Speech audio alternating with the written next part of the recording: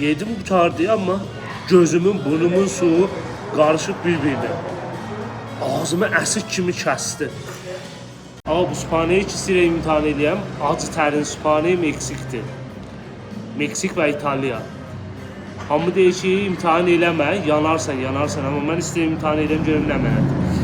Bunun noxud əzməsi var, pənir üstündə. Altında 2 dənə yumurta var, bir də məxsus sos ki, bibərlə və pomidorla cürgənibdir. Məxsus neçə dənə bibər var içində. Və acı tərin qəzayı Meksik. Özləri belə qorxurlar bunu imtihan edərlər, amma mən imtihan edəcəm. Ya Bəlxəs. Biraz qırmızıdan imtihan edeyim. Yandım.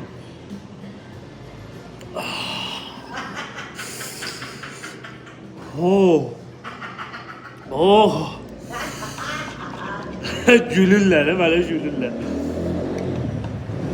Yo.